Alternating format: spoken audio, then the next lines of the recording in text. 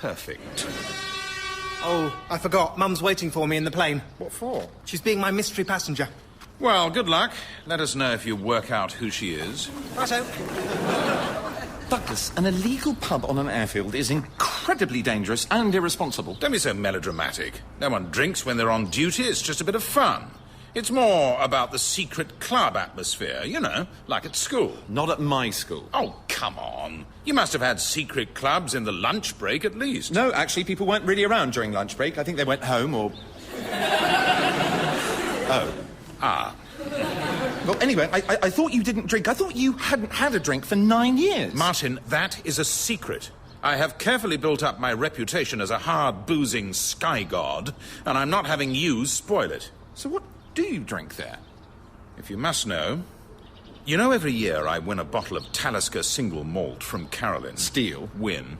Well, I keep it in the flap and throttle. Everyone knows it's for my personal use only. Not everyone knows it's refilled with apple juice. Well, Douglas, look, I'm sorry. Either you close it down immediately or I'll be forced to inform Carolyn. I can't close it down. It's not my pub. If you want it stopped, you'll have to come down and tell them yourself. All the mechanics, the engineers, the fire crew, Dirk, the groundsman. I'm not afraid of them. Or should you be? Not even Dirk. Well, I'm not. Good. Why not even Dirk? No reason. I just mean someone who was afraid of them would probably start by being afraid of Dirk. It's the natural place to start. Well, I'm not. I'll come and tell them this evening. Ooh, full moon. Stop it. Arthur, where have you been? I told you to meet me in the cabin half an hour ago. Sorry, Mum, I've been to the dentist. Oh, have you? Yes, I have. He said I've been brushing really well, but to watch out for my gums. Right, so no real change since last week, then, when I took you. Oh, yeah. Leave the line to Douglas, dear. He's the professional. So, it's a normal flight. I'm the passengers. You're you. Off we go. Wait, where are we going? It doesn't matter. Pisa. Oh, we went to Pisa last week. Well, where do you want us to go, then? Kuala Lumpur. Why Kuala Lumpur? It's like Helsinki. I've always wanted to go there. It sounds like... Arthur, let me warn you, I am not in the best of tempers, and I strongly advise you not to start talking about a city populated by either koalas or Oompa Loompas. I have nothing to say. Good. And... go. Excuse me, steward. Where can I smoke my cigarette? Oh, I'm sorry, madam. This is brilliant. It's like acting. Get on with it. I'm sorry, madam, but for your happy convenience, cigarettes may not be enjoyed anywhere on board at this time. Oh, all right. What about this pipe? I'm not sure. Let me just ask my... She's not on board. Oh, OK. Well, I'm going to go for... No. Sorry. A reefer? I don't... It's medicinal. Oh, medicinal. Well, I expect... No. No, I expect no. That's what I was going to say. I expect definitely not. Arthur, here are the things you can smoke on board. Oh, no, hang on, wait. I'll write it down. You don't need to write it down. It's nothing. You can't smoke anything on the plane. Nothing? Nothing. I'd still quite like to write it down. OK, he's on his way. Now, remember, we're aiming for something between the bar in Cheers and the mess hall in Dambusters. And I know you'd think if you use captain in every sentence, he'll think you're taking the piss. But actually, he won't. Right, here he is. Hooray! Welcome, Martin, to the flap and throttle. Pleasure to see you here, Captain. An honour, Captain. A real honour. What's going on? I mentioned you were coming down, and, well, everyone was very excited. Well, I hope you told them why I was coming. Of course not. That's your job. Now it's a proper club, isn't it? Yeah, it's all very well having the first officer down here, but the captain, that's different. Then why didn't you ask me? Never thought you'd accept, Captain. We thought you'd be one of those standoffish captains, Captain. Too grand to mix with the ground staff. Yes, well, look, you don't have to call me captain all the time, you know. Oh, right. Skipper will do. Thanks, Skipper. Appreciate it. Well, all right, listen, men, the fact is... Oh, hang on. Can't have the skipper giving a speech without a glass in his hand. What are you having, Skipper? No. I'm the chief engineer. I get to buy Skip a drink. Well, this is just it. I'm afraid I simply can't... Martin, a quick word. Now? Operational matter. All right. Martin, it's up to you, of course, but I just thought I should let you know. These people are very proud. In their culture, there's nothing more insulting than to spurn a gift. It's a terrible loss of face. What, engineers? Are you sure you're not thinking of the Japanese?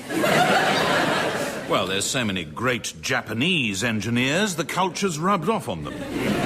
Douglas, I can't allow an illegal bar to operate on airfield property, still less partake myself. What would Carolyn say if she found out? I don't know. Then again, these guys are all self-employed. If you close down their pub, they'll probably refuse to work for us, and then MJN would fold instantly. I don't know what she'd say about that, either. But it's your choice. Here we are, Skipper.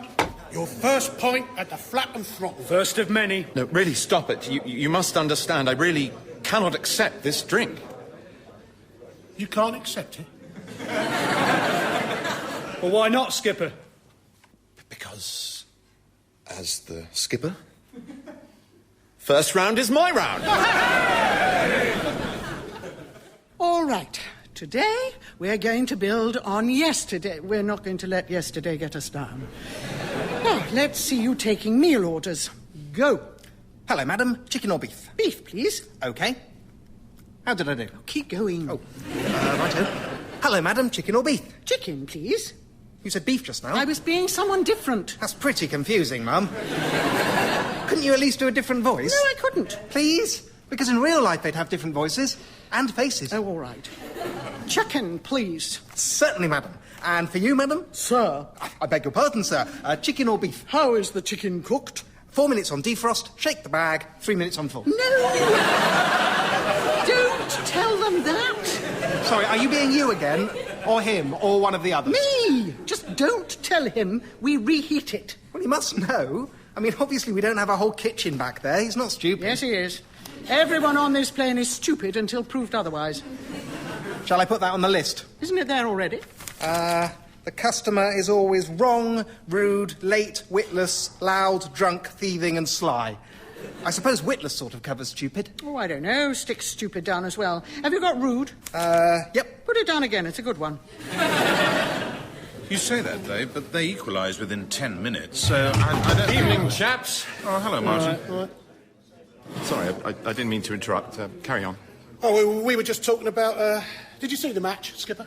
The match? No, I missed the match. I think we were on a trip. It only finished 20 minutes ago. Oh, that match! Oh, I was thinking of another match. No, I didn't see that one either. I missed both the matches. Right, well, I was just saying, City never had a hope once they were down to 10. Yes, well, as I say, I missed it. Yeah, you see what I'm saying? Oh, yeah, of course, yes, I see what you're saying. Ten's not enough. You need a lot more than 10. Well, you need 11. That's what I mean, 11. Yes, that's what you need. Not 10. Who do you support, Skipper? In football? Yeah. England. No, I mean, obviously, England and, United. Which United? Nottingham. Nottingham United? Never heard of them. What league are they in? I don't follow that closely, actually. Yeah, but you must know what league they're in. In many ways, they're in a league of their own. Aren't they, Martin? Yes, that's right. Right. You from up Nottingham Way originally, then? No, Wokingham, down Wokingham Way. Why did you pick Nottingham to follow, then? Well, Nottingham, Wokingham, they sound very similar. Tell you what, though, Dave, you'll be interested in this. You know that little Cherokee that was out doing circuits today? Well, on his third landing, he had...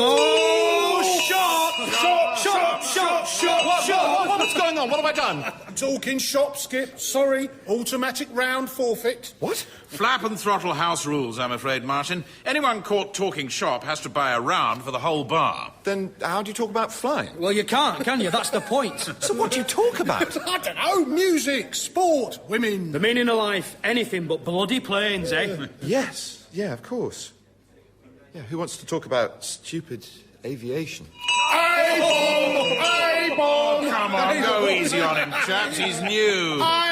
bomb! Oh, all right, fine. Sorry, Martin. The A word is banned. Oh, I see. Another round for everyone? No, I'm afraid having 2 consecutive forfeits incurs a whoops Johnny. A what? Whoops Johnny, Johnny, Johnny, whoops Johnny, whoops Johnny, Johnny, Johnny, Johnny. Hooray! Oh, God. Okay, same as yesterday, you've got chicken or beef, but today I'll throw in some unusual diets. Great. Don't forget to do the voices. Hello, sir or madam? Madam. Madam, would you like chicken or beef? Well, now, that all depends. You see, I'm a celiac. Oh, lovely. Chicken or beef? It means I'm gluten intolerant. Well, I'll try not to be too gluten annoying. It means I can't eat gluten. We've got chicken or beef. Gluten is in wheat products. Oh, right, yeah, with you. I think they're both fine. No wheat in either? Don't think so. Right, then I will have the chicken. Okie dokie. Which is coated in breadcrumbs, so I'll have a violent reaction, my airways will swell up, and maybe I'll die. Perhaps the beef? Arthur, what things are made of wheat? Wheat cakes, Weetabix. Those little straw dollies. Bread! Bread is made of wheat. No. Yes! What did you think it was made of? It's not made of anything. It's just bread. So, where does it come from? Well, I don't know. Wow. 5, 4, 3, 2, 1. And so ends another eventful shift. Right, Martin? See you in the flap and throttle later? Yes. Good. And don't forget to bring your shin pads. It's Skittles night. Why do I need shin pads for Skittles? Oh, the way we play it, if you're not bowling, you're a Skittle. Oh, God. You all right? No. Why not? I hate it, Douglas. I really, really, really hate it. I hate the drinking games and the pop quizzes and the round forfeits and the competitive farting and the whoops Johnnies and the bloody anchovies. If it's any consolation, I thought you coped very well with being anchovied. You had a real, quiet dignity. I just can't stand it. Well, I suppose you could. It would be a wrench for all of us, of course. But you could stop coming in. No, I can't. Can't you? Of course not. You saw what it was like when I first arrived. They were overjoyed. They said I made it a proper club, and they said it proved I wasn't standoffish. So if I stop going now, it'll prove I am standoffish. I only wish I'd never found out about the wretched place. And now I know about it, I have to go. I'm trapped. I'm trapped like a... Tinned anchovy? All right. Today, we're going to put everything we've covered so far together. I might throw anything at you, possibly literally. Are you ready? Yeah. And if I manage it, can I borrow your car? Arthur, you haven't managed any of these things on their own. What makes you think you can handle them together? I can't eat eggs and flour and sugar on their own, but I can eat cake. All right. But only if you really manage it. Actually, I can eat eggs on their own. And sugar. And flour. Go. Ding, ding. I say, Stuart, can my little girl go up on the flight deck for landing? Yes, I'm sure that's fine. No, it's against the law. Right. Ding, ding. Excuse me, could you let the oxygen masks down so we can have a practice with them? Yes, of course. I'll just go... No, you can't. Ding, ding. Excuse me, my dear, I'm blind. Could you guide me to the toilet? No, I can't. Yes, you can. Yes. Ding, ding. Excuse me, I'm still waiting for my whiskey. Ding, ding. And when are you going to take away my tray? Ding, ding. Mister, my tummy feels funny. Shut up! All of you, shut up! Arthur, you can't. You too. Right. The French lady, I'll take your tray. You show the blind lady to the loo. No, this is not my job. Just do it. And Mr. Powell, could you please... Who's Mr. Powell? The man who wants his whiskey. I have to give them names, so it's just confusing. And he looks like Mr. Powell, who taught me history. Arthur, he looks like me. Mum, excuse me, I am trying to talk to Mr. Powell. Mr. Powell, could you look after the little girl, please? I will do nothing of the sort. I'm a passenger. OK. In that case... Ding, ding. Hi. Don't worry, mate. I'll look after the little Sheila. Oh, thank you so much. No worries, mate. Arthur! You cannot be passengers. You never said I couldn't. Ding, ding, and I'll show the blind lady to the loo. Thank you, madam. Oh, it's my pleasure. Arthur! Shush. So, Bluey, you'll look after the little girl. Yip. Mrs. Badcrumble, you'll look after the blind lady. I will. Madam Frou-Frou, let me take your tray. Mr. Powell, here's your whiskey. Now, ding, ding, the seatbelt signs are on. Everybody sit down and shut up. How did I do? Well, it's not how they teach it in the training courses, but I have to admit it is what I might have done. Here, catch. So, I mean, I was within limits, but it was a ticklish little crosswind, 60, 65, but gusting 70. And I thought to myself, well, I have 7 options here. 7. Quite right, Dave. Yes, 8. You see, I've been given the 19 runway, but do you know the airport at Nice? No. Oh, well, I'll just explain the layout. They've got this very... Look, I mean, yes. Yes, I do know it. Are you sure? Because you really won't understand this story if you don't. I'll just refresh your memory. There's a very odd lake... Hi, Fitz. Arthur, there you are. Hi, Dave. I said I'd pop in, didn't I? Yes, you did. You said you'd pop in at 7:45, and now it's gone 8. I said about 7:45. Well, it doesn't matter. He's here now. Come and join us, Arthur. I was just telling Dave about the landing into Nice. Ooh, what about the talking shop forfeit? Oh, I've paid for that. Yeah, he bought me a drink, so now he can talk about flying as much as he likes. So, there I was, and... Actually, I've got to go now. Oh, really? I thought you wanted to see Arthur. No, got to go. Oh, well, I'll finish the story another time. No, finish it now. Definitely. Arthur can fill me in later. It's odd. It's exactly what George did half an hour ago. It's like you all can't stand to be in each other's company. Oh, that is odd. I mean, I must say, I do like it being this quiet. It just seems, strange given how busy it was those first few days. Oh. I see. Arthur? Hello. Where have you just come from, Arthur? I had dinner and then I went for a walk and then I came here. Where did you have dinner? An Italian restaurant. What, in Fitton? Yep. That doesn't sound much like you. No. I'm quite enigmatic, though. And I'd have thought you'd have had enough of Italian food since we were in Pisa last week. No, that just whetted my appetite. Who did you have dinner with? Douglas and you. Wouldn't know the other person. What was his name? Mark Manakatsa Man? No, Mark... Ramprakash. Of course. And the walk afterwards, where did you, Douglas and Mark Ramprakash, go? We went to see the Tower of Air Traffic Control. The Leaning Tower of Air Traffic Control? How do people do it? How do they lie? It's impossible. Where's the new pub, Arthur? The Mechanics Loading Bay. Right. Douglas? Arthur, aren't you supposed to be on Martin's sitting duty? Sorry. Hello, Douglas. Skipper, welcome to the Windsock Arms. Don't skipper me.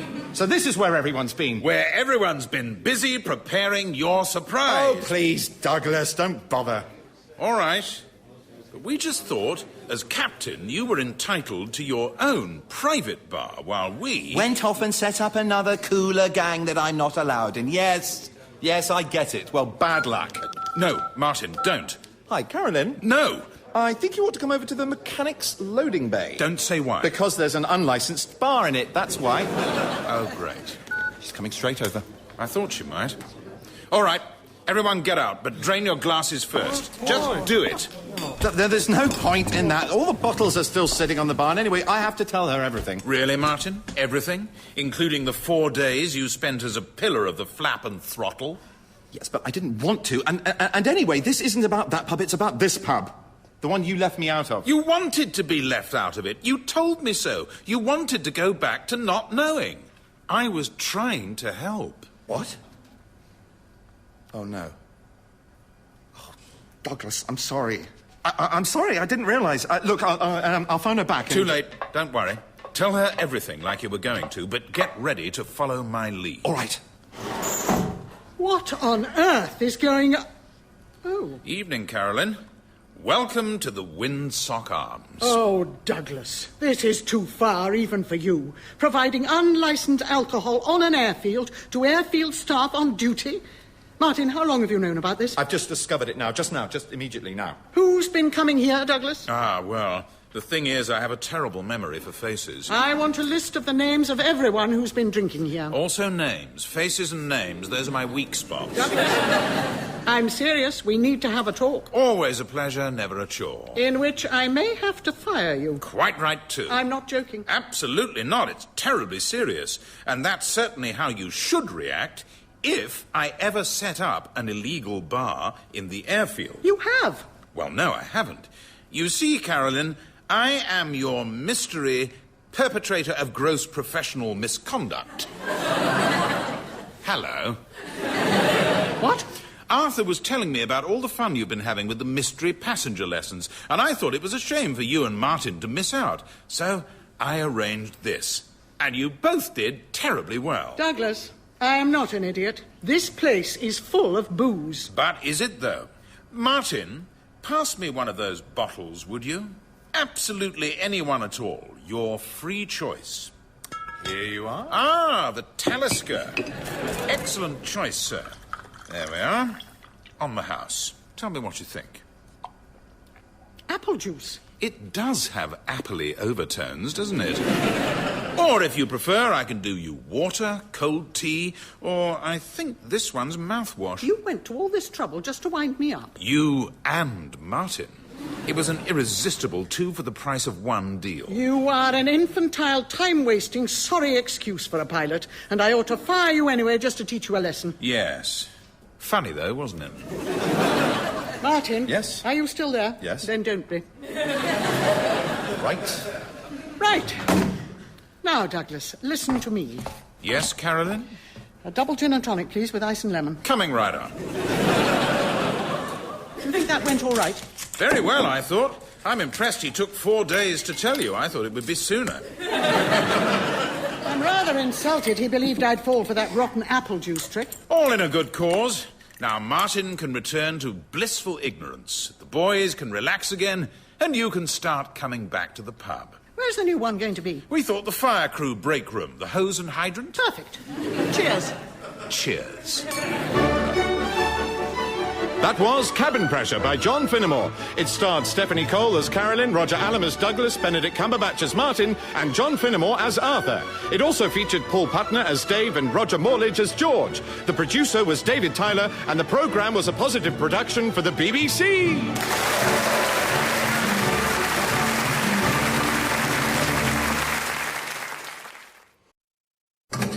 Hello, Carolyn. Listen to this. This chamber orchestra we're picking up, listen to what the conductors put under any special requirements. The first violins will not sit together. The second violins will not sit apart. The harpist will ignore you unless you're... Good evening, ladies and gentlemen. First Officer Douglas Richardson here. Just to let you know, we're making our final approach now into what I am fairly sure is Fitton Airfield. Unless it's a farm. Or just possibly the A45. It's not the sea, because that's blue. I should perhaps explain that Captain Creef and I have a sportsmanlike little bet on today about who can fly the best after drinking a litre of vodka through a straw. The captain went first. You may have noticed the takeoff run was a little bumpy, particularly over the golf course. Now it's me to land, just as soon as I decide which of these 2 runways to aim for. And I'm happy to tell you that I feel lucky. So, on behalf of all your crew today, may I just say, Geronimo! Cabin Pressure by John Finnemore, starring Stephanie Cole as Carolyn, Roger Allam as Douglas, Benedict Cumberbatch as Martin, and John Finnemore as Arthur. This week, Abu Dhabi.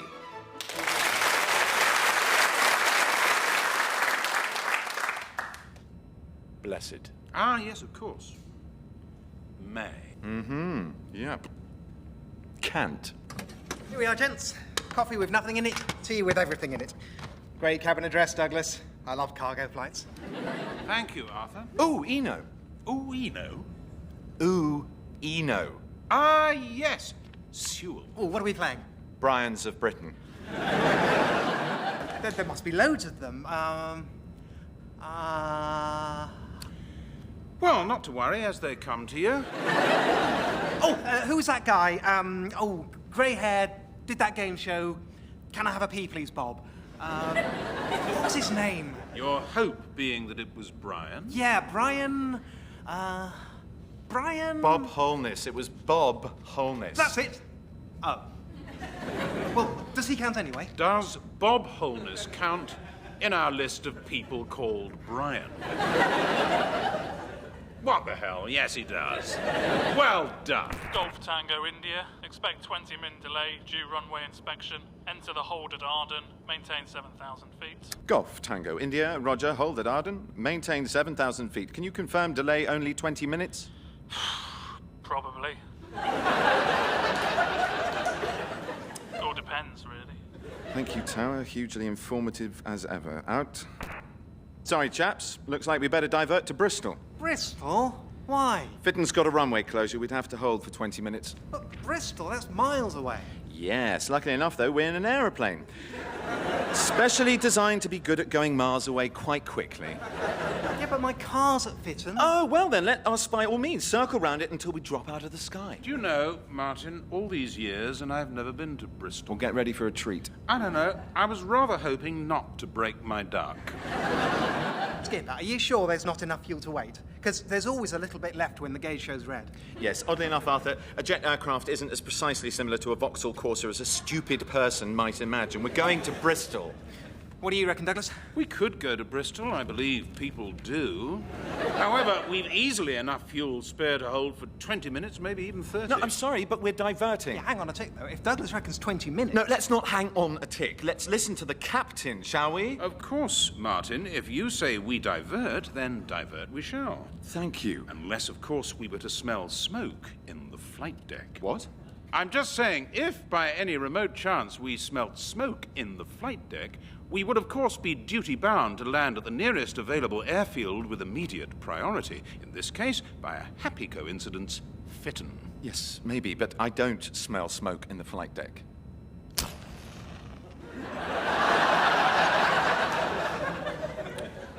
How about now? What are you suggesting, Douglas? We tell the tower we smell smoke, which we do. We get to land straight away. They check the aircraft, don't find anything. One of life's little mysteries, but jolly good boys for taking no chances. Everybody's happy and there's jam for tea. Right. That's really clever. No, I'm sorry, but absolutely not. I used to do it all the time at Air England. Well, you're not at Air England now. Where you are now is in the co-pilot seat and on the way to Bristol. You'll like it. They have a lovely suspension bridge. Well, shall I just SATCOM Carolyn before we make our final decision? It's rather an expensive diversion. No, we have made our final decision. I have decided, and as Carolyn knows, whilst in flight, I am supreme commander of this vessel. Golly. Captain Bligh flies again. Douglas, I'm not impressed by your Air England mates. When you're on Captain Bligh's aircraft, you can do it his way, but when you're on mine, you do it mine. Is that understood?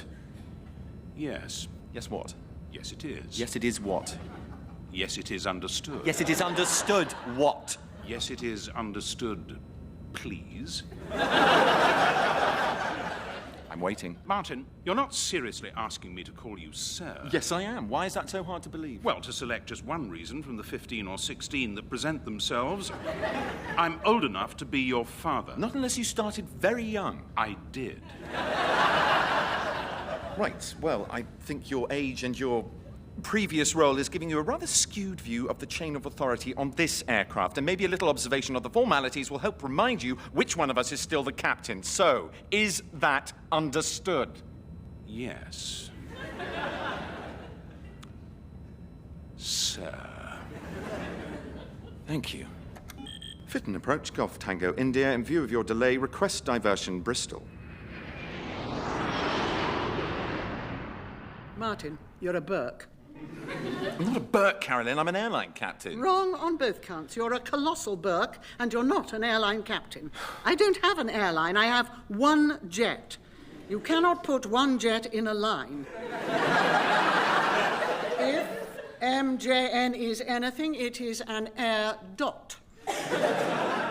Look, I'm sorry, Carolyn, but I can't just magic up extra fuel. Yes, and I can't just magic up £7,000 to spend on you taking a scenic tour of the West Country. And where were you in all this, Douglas? Don't tell me you voluntarily went to Bristol. I did suggest an alternative plan to Sir, Carolyn, but Sir quite properly reminded me that Sir is in command. And we should all obey Sir at all times. Who reminded you? Captain Creef, or as I am privileged to call him, Sir. Martin, you are many things, but believe me, you are not Sir. If anyone is Sir, I am Sir. And as Sir, I am telling you, from now on, diversions are out. I see. So if an engine catches fire on takeoff, shrug shoulders, keep upper lip stiff and press on for Portugal. Got it? All right, Biggles, you divert if something goes very, very seriously wrong. And I am talking, oh dear, surely we had 2 wings when we started wrong. Otherwise, you press on like a brave little soldier and you stop treating my company as a bottomless money pit. That is completely unfair. Is that right? I tell you what, then. Why don't you explain to me why you had the cargo hold heated to 30 degrees all trip? Did we? Didn't you even know? Well, the thermostat's in the hold, you see, and... You are allowed to look in there when you do the walk-round, you know. It's not secret. Do you know how much it costs to keep a large metal room toasty warm 30,000 feet up in the air? It is surprisingly pricey, so listen. Next Thursday, you're going to Abu Dhabi, and you're going cheap. You will fly the most no-frills, most cost-effective plane it is possible to fly. You will make EasyJet look like Air Force One, understood? Yes, Carolyn. And who are the lucky passengers on Scrooge McDuck Air? No passengers. Some oil exec has moved out there and we're bringing him everything he owns. Furniture, clothes, carpets, cat, the lot. All right, what time's the pickup? There's not going to be a pickup. What? Well, you remember that thing I said 15 seconds ago about no frills? Well, astonishingly, that's still in effect. There will be no taxis. You get to my house at 6:30 and I'll drive you. No. I'm sorry, Carolyn. You simply can't treat us like this. Fine. Then do by all means feel free to resign, Martin, and take a job with one of the many companies eager to sign up the only commercial pilot in the skies who took 7 goes to get his license. Look, Carolyn, you cannot penalise me for taking a rational command decision based on reasonable air safety concerns. Yes, I can. Well, technically you can. Good. But... Then technically I will. Now, please, go and be somewhere else. Well done, sir. That's her told. Morning, Mum. Can I come in? Do you have coffee? Yes. Can I have the coffee without talking to you? Not really. Come in, then. Here you go. Do you need a hand? Yes, pass me the shampoo and catch hold of this. All right, good girl. Oh. Who's going to be a lovely, clean doggy? You know the chaps will be here soon, don't you? What time is it? 6:15. Oh, damn. What? I'm trying to train myself always to talk in 24-hour clock like Martin, but I keep forgetting. Well, what should you have said? Well, 6:15. But not the 6:15 I was thinking of. You see, I was thinking of the one there's 2 of, but when you do it right, there should only be 1. And what I was... Arthur, light of my life, do please shut up. Right.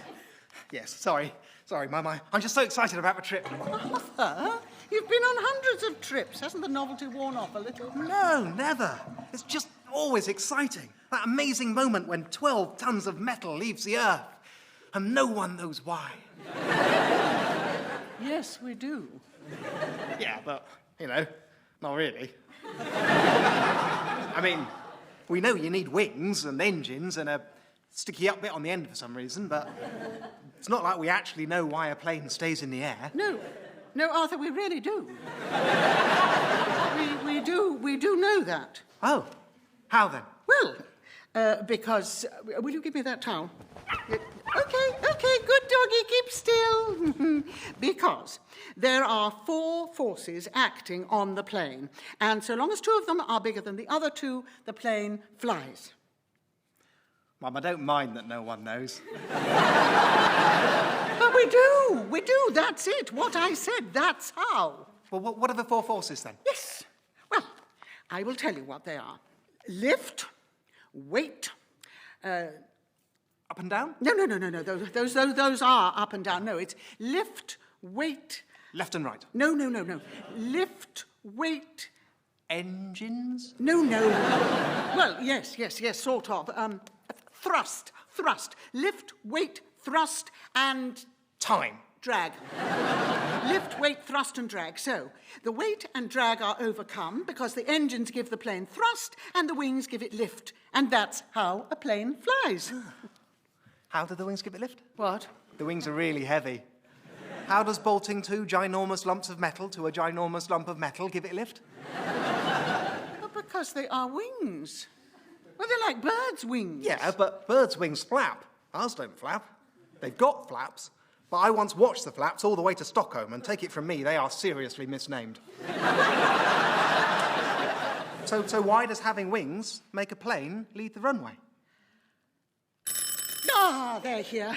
Now go and wait in the car with them. I need to clean my teeth. Yeah, but how do the wings... Answer the door. Okay, I'm going. There we are, Snooper-Doob. Who's a lovely clean girl. Oh, go free. Hi there, Douglas. Morning, Arthur. You're revoltingly chirpy for 6:30 in the morning. Where's your mother? She's just brushing her teeth. She says to wait for her in the car. Where's Martin? Who can predict the movements of the Supreme Commander? Perhaps God wanted to pick his brains about something. How do you mean? Never mind. But what's this?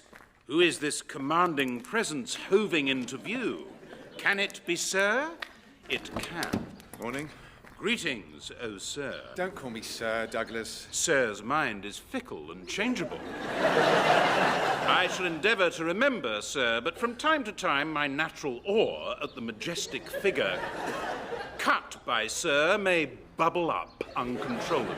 And Thank you, Douglas. Truly, you are an hilarious pilot. Where's Carolyn? sharpening her teeth. Brushing. Brushing her teeth, yes, sorry. Well, in you get then, sir of sirs. You're letting the cold in. I can't. You're in my seat. Your seat? You have a seat? Yes? In Carolyn's car? The front seat is my seat. What, did you call shotgun?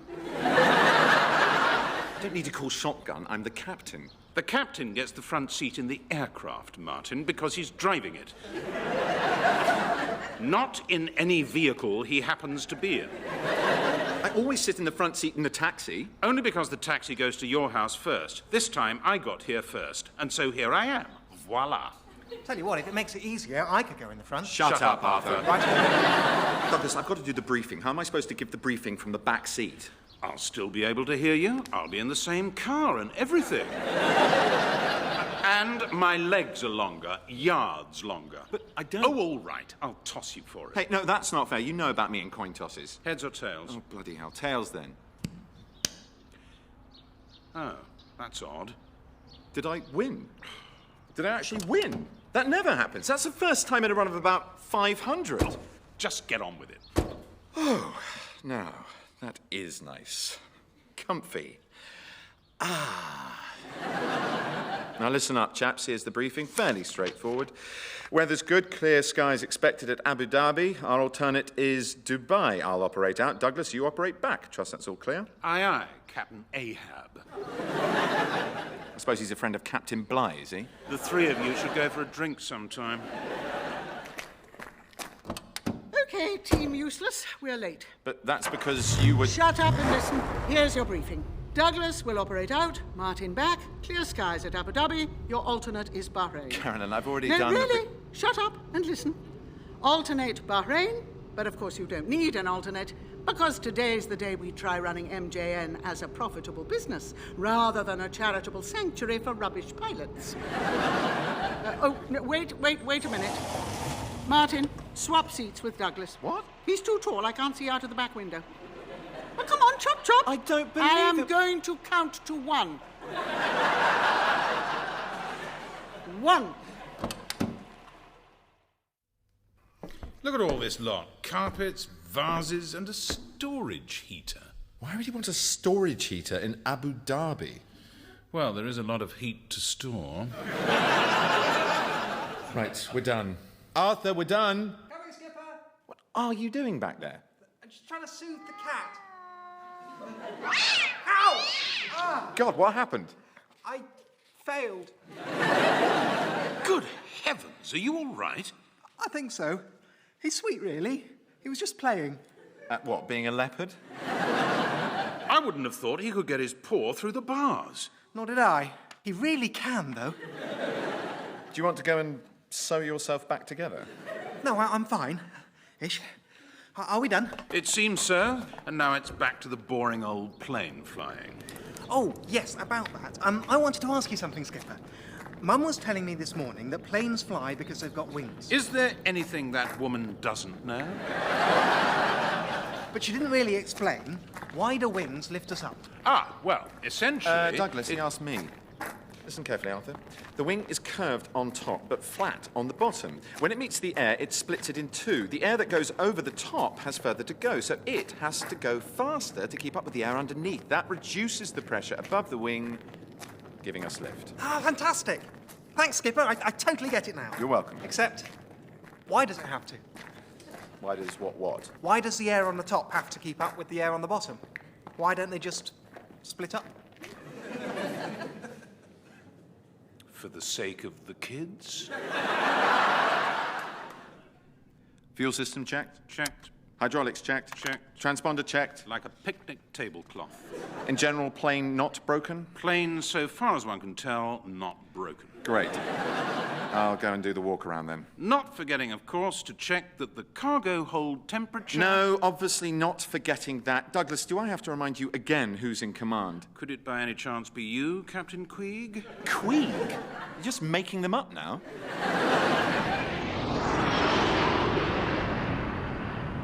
Bonjour, Go Tango India, maintain 340, direct Châtillon. Mais oui, mon ami. Out. Post-takeoff checks complete, Douglas? Thank you, Captain Perkins. Oh, knock it off, Douglas. Knock what off? Yes, all right, I've never heard of Captain Perkins. Happy now? You win again in the game of referencing fictional captains I don't recognise. But you know, that's because instead of reading The Adventures of Captain Perkins in my punt at Eton College, Oxford, I was rereading Principles of Climatology for Pilots and underlining bits in red, all right? All right. Feel better? Yes. Good. I said, thank you, Captain Perkins. Brian Perkins. Oh, right. Hanrahan. Lunch is served, gents. Ah, excellent. What have we today? Oh, heaps of deliciousness. I spent hours on it. Arthur, I very much hope that you mean by that you spent hours removing the lids from our delicious catered food. Which, to be fair, we are perfectly prepared to imagine of you. OK. You see, the caterers were one of the things Mum thought we could tighten our belt around.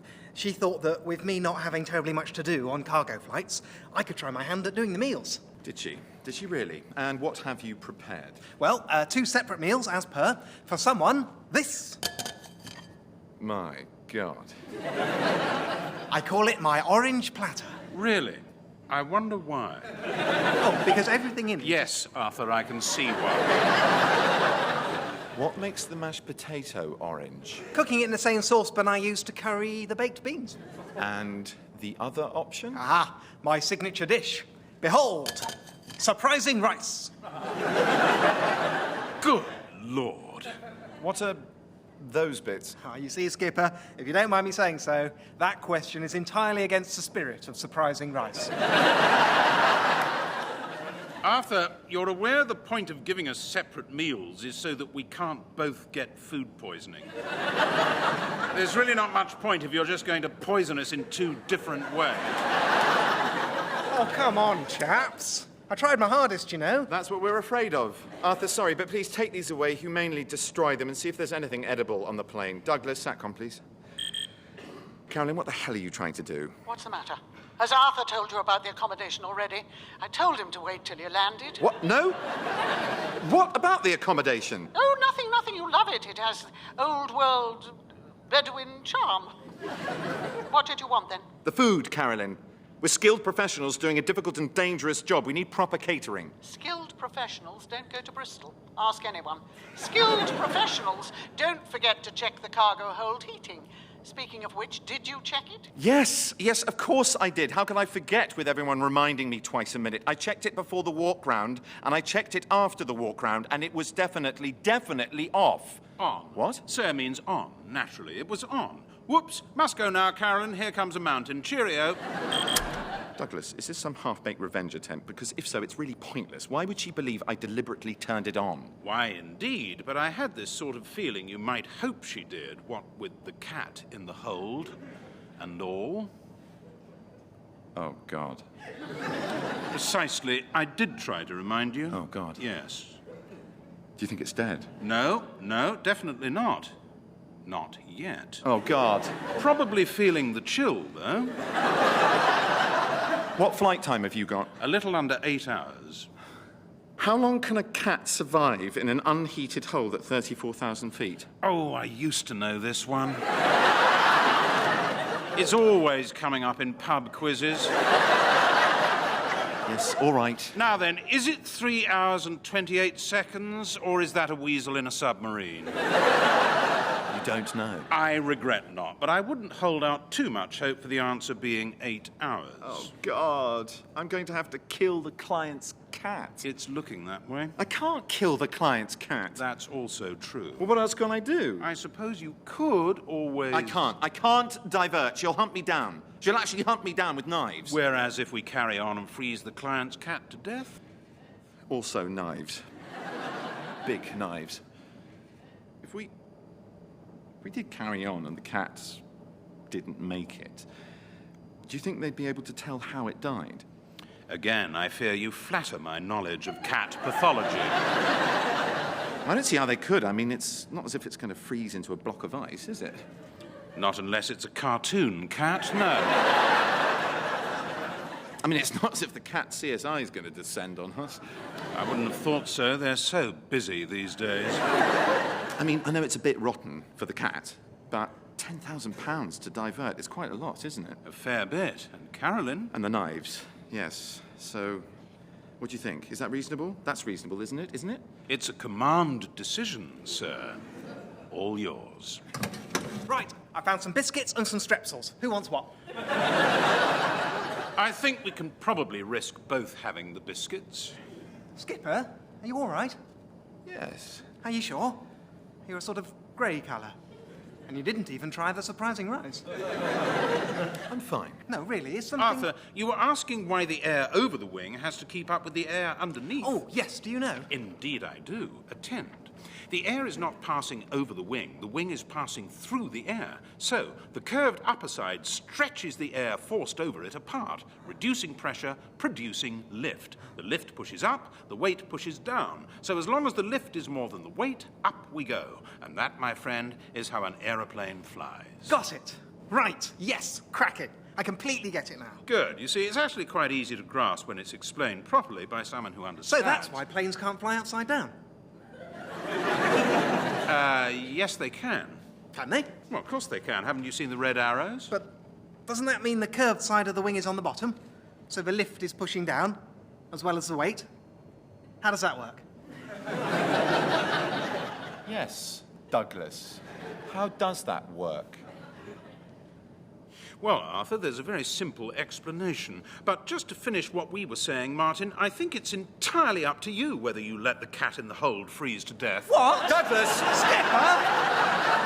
No one wants to hear the explanation. What a shame. Why? Why would you do that? I'm not doing it on purpose, Arthur. Then why are you doing it at all? Seems the cargo hold heating may not have been turned on. Masterly use of the passive voice. But, Skipper, it's really cold as high up as this. Yes, thank you, Professor Science. So we should turn the heating on. Yes, okay, good idea. You could do it. Just climb out over the wing, wrench open the whole doors, swing yourself in and adjust the thermostat. Okay, how will I recognize... Not really! Oh, I've got an idea. We could divert. If we landed now, the cat might be okay. Well done, Arthur. Why didn't we think of that, Martin?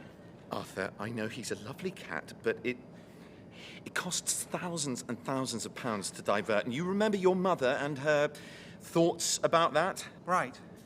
Yes. But, you know, it's just a sweet little pussycat. It's not! It's a crazed psycho cat. Look at yourself, Arthur. You have open wounds. Yeah, I suppose so, but it's going to get really cold. And, you know, die. So, you want me to divert, is that it? You want me to ditch in Nowheresville, Normandy? You want me to tell Carolyn I do have the absolutely cast-iron excuse she demanded for diverting, and it goes meow. Yes, please. All right. Fine. Fine. All right. It's only a job. There'll be other jobs. France Control, this is Golf Tango India. Request immediate diversion to nearest airfield. Roger, Golf Tango India. Do you have an emergency?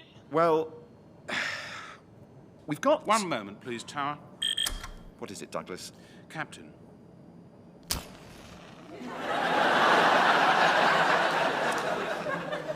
I do believe I can smell smoke in the flight deck. Can you smell smoke in the flight deck, Captain? Yes. Yes, I can, Douglas. Could you request an immediate diversion, please? Certainly, sir. That was Cabin Pressure by John Finnemore. It starred Stephanie Cole as Carolyn, Roger Allam as Douglas, Benedict Cumberbatch as Martin, and John Finnemore as Arthur. It also featured Ewan McIntosh as Carl, the producer was David Tyler, and the programme was a positive production for the BBC.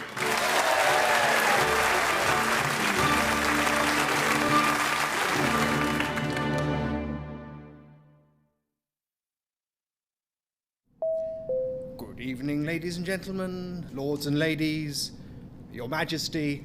This is your captain speaking. Captain, Wing Commander Sir Arthur Shappy, welcoming you aboard this world record attempting flight around the world. Passengers on both sides of the aircraft should have excellent views of the world. If you find we're going over a bit of the world you like the look of, do please ring your little bell, and one of the cabin crew will fit you with a parachute and chuck you out. Otherwise, enjoy the flight, and when we get to Sydney, do keep an eye out for the Sydney Harbour Bridge. I'm going to have a crack at flying underneath it.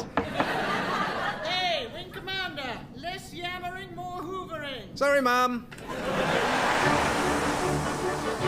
Cabin Pressure by John Finnemore, starring Stephanie Cole as Carolyn, Roger Allam as Douglas, Benedict Cumberbatch as Martin, and John Finnemore as Arthur. This week, Fitton.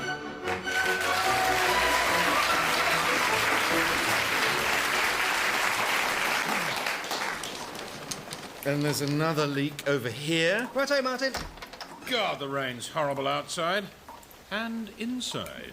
Douglas, you are 45 minutes late. Oh, dear, how terribly remiss of me. And Mr. Goddard is, of course, so famously punctual. I do hope I haven't kept him waiting. It's a job, Douglas. A job for which you are being paid like any other, and I expect you to be on time. I am chastened and ashamed.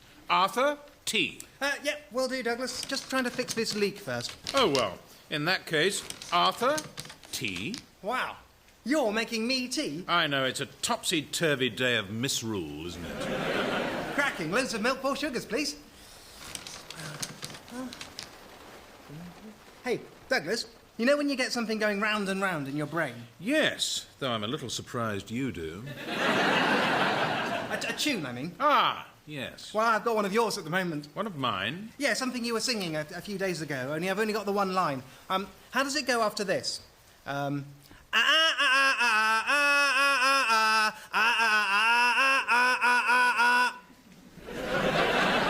does it go then?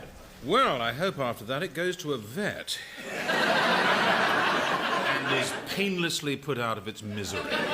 But what's the next line? I have no idea. It's something you were singing. Are you sure you're not thinking of when Martin trapped my hand in the cabin door? No, you were singing it this week. Well, was it summertime and the living is easy? No, it was more like You do realise every time you do that it's completely different. No, listen. Please, Arthur, not again. Sorry, Mum.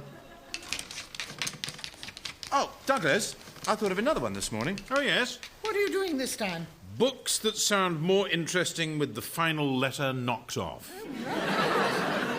What have you got so far? Of Mice and Me. And 3 Men in a Boa. Far from the Madding Crow. Oh, very good, we'll have that. What's your new one, Martin? The Hound of the Baskerville. I've taken the S off. Almost good. Certainly better than when you took the S off the mill on the floss to make the mill on the floss. Arthur, what have you done? I'm making progress. I found the hole where the rain's coming in. Found it or made it? No, it was there before. I've just made it easier to see. You mean bigger? Biggerish. Oh, for heaven's sake, it's now raining inside the porter cabin. Can we please just go into Fitton and wait in a nice coffee shop or something? No. If Goddard turns up, we have to be ready in 20 minutes. Flight plan filed, aircraft checked, ready to go. He's not going to call. We haven't heard a peep out of him for 28 days. He's clearly forgotten all about us. We don't know that. Anyway, standby is the holy grail of the airline industry, being paid to fly without any actual flying.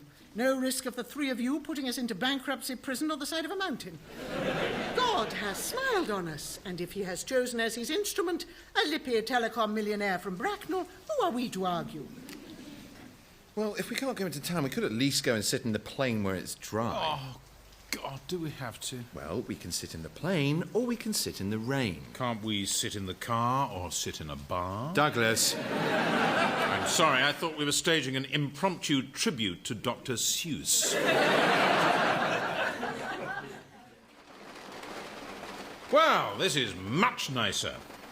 How about a game of charades? No. Oh, why not? Because, dear heart, none of us will soon forget the misery of you spending 25 minutes miming Apocalypse Now without knowing what an apocalypse was.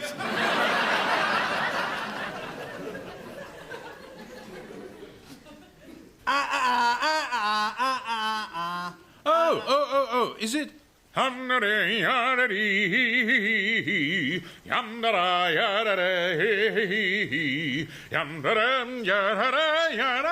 that doesn't sound anything like what I sang. That I'm willing to concede. Well, so long as we're in the plane with nothing to do, we could always review the standard operating procedures. Oh, yes, that'll make the day fly by on silver wings. It is a legal requirement, and we're here anyway. That's why you were so keen to come out to the plane, isn't it? So you could get us to go through your rotten old